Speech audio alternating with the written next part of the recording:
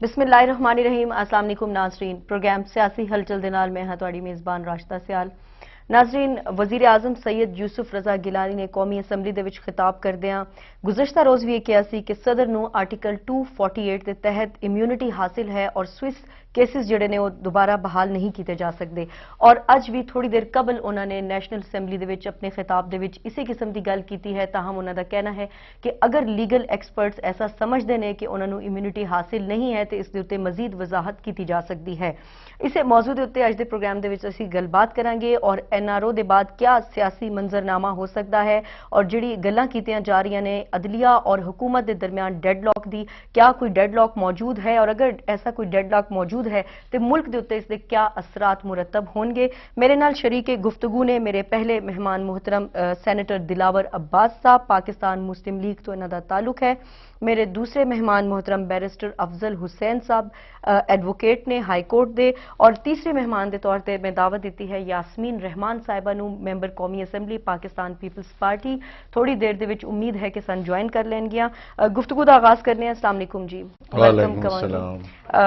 शाह जी, सब तो पहले तो तुसी ये दसो कि जिहड़ी डेडलॉक की गल्लां कीतियां जा रही ने, ये डेडलॉक है तुहानूं कोई नजर आंदा है? देखो जी, जिहड़ी इस वेले 2 दिन मैं प्राइम मिनिस्टर की स्पीचेस असैम्बली सुनता रहा और अज भी मैं शाम में हुण सुन के आया जी। उन्होंने अज कल इस वास्ते उन्होंने क्योंकि हाउस नूं for the satisfaction of the house and for the satisfaction of the opposition उन्होंने तकरीर करके उन्होंने बहुत सारे पॉइंट उठाए सन या उन्होंने उत्ते वो बोले ने। अज उन्होंने इस वास्ते दोबारा तकरीर वही एक तरह की कीती है क्योंकि कल जड़े नैशनल असैम्बली ऑपोजिशन लीडर ने चौधरी निसार वो मौजूद नहीं सन। तो अज मेरा ख्याल है जिसले चौधरी निसार ने उन्होंने उठ के अपनी तकरीर की है तो उन्होंने उन्होंने यही पॉइंट रेज किया कि डेडलॉक है और इंप्लीमेंटेशन नहीं हो रही और अगर ये नहीं होएगी तो इदारियां दे दरम्यान चपकलश चलेगी और वह होएगा नतीजा कि फिर मुल्क और कौम नूं सफ़र करना पाएगा और सिस्टम डीरेल होएगा और ये वो दे जवाब विच उन्होंने पॉइंट टू पॉइंट जिहड़ा मैं समझना कि ये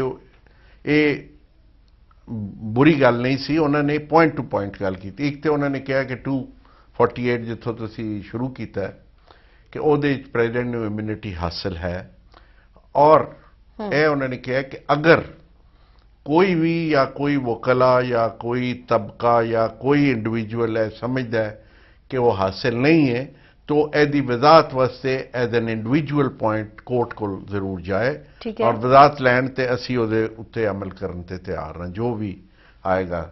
दूसरा उन्होंने एक पॉइंट यह भी उठाया कि यह बार बार कहा जा रहा है कि जी असी नहीं करते असी सारे केसेस रिवाइव करवा देते हैं फ्रॉम द डेट जिथों कोर्ट ने किया और तमाम साडे मिनिस्टर्स आर फेसिंग वो जानते हैं कोर्ट से पेश हो रहे हैं, किधरे बेल हो रही है, किधरे नहीं हो रही, किधरे डेट हो रही है, बट असी उहदे तो कोई इनकार करे कि असी वो ग्राउंड रियलिटी है कि हकीकत है कि वो फेस कर रहे हैं। अच्छा शाह जी, क्योंकि तुसी खुद भी पार्लीमेंट के अंदर मौजूद रहे और जिहड़ा स्पीच है तुसी खुद उसनूं सुनिया भी सही, तो लगता है कि प्राइम मिनिस्टर जो कह रहे हैं और हुकूमत जिस तरह बार बार कह रही है कि असी इंप्लीमेंट करांगे कोर्ट का जिहड़ा फैसला है और असी रिस्पैक्ट करने हैं, वाकई सिंसैरिटी दे नाल कह रही है या महज एक सियासी बयान दिता जा रहा है? नहीं, मेरा ख्याल है कि उन्हां कोल वे आउट नहीं हैगा।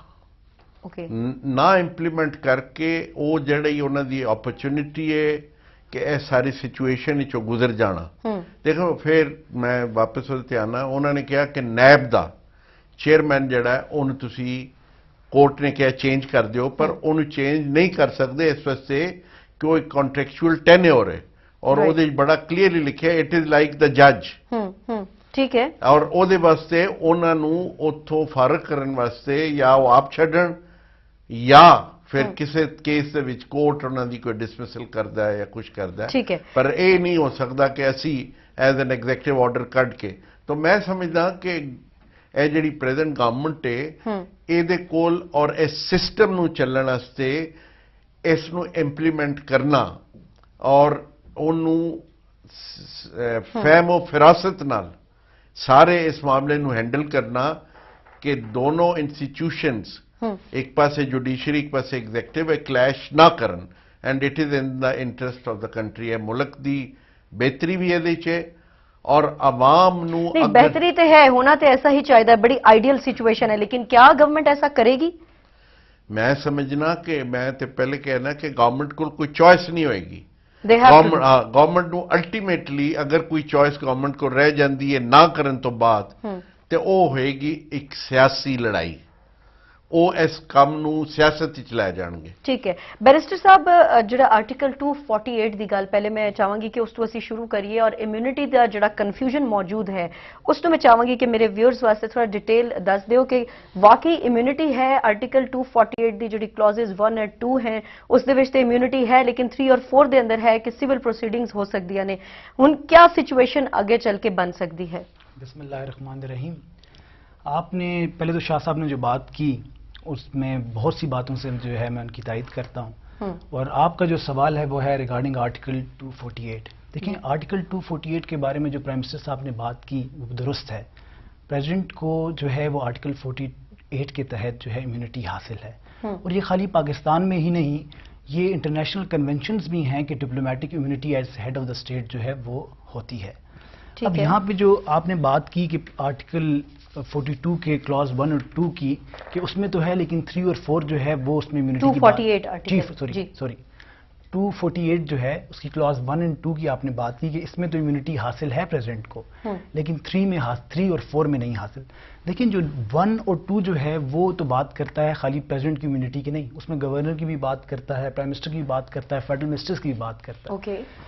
بالخصوص جو کلاز نمبر 3 ہے وہ پریزیڈنٹ کی بات اور گورنر کی بات کرتے ہیں. ٹھیک ہے وہ آپ کے ویورز کے لیے میں یہ بات بتاؤں کہ بڑا اس میں جو ہے 2 میں جو ہے وہ کلیئر لکھا ہوا ہے کہ no criminal proceeding whatsoever shall be instituted or continued against the president or a governor in any court during his term of office.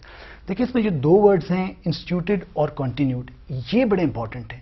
Instituted میں تو یہ چیز آ جاتی کہ جی کہہ سکتے ہیں لوگ کہ یہ پہلے کے کیس تھے پریزیڈنٹ بننے سے پہلے کے ٹھیک ہے تو اس لیے جو ہے وہ تو چلیں گے کیونکہ نیا کیس انسٹیٹیوٹیڈ میں ہے کہ جی نیا کیس کو جو نہیں ہوگا.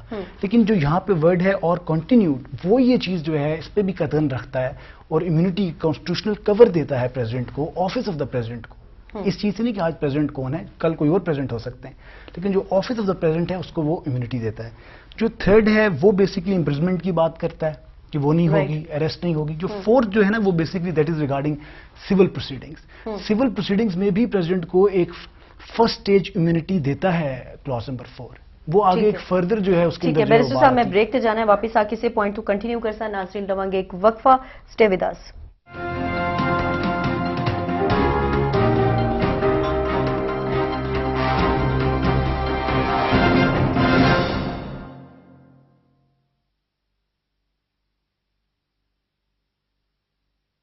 جی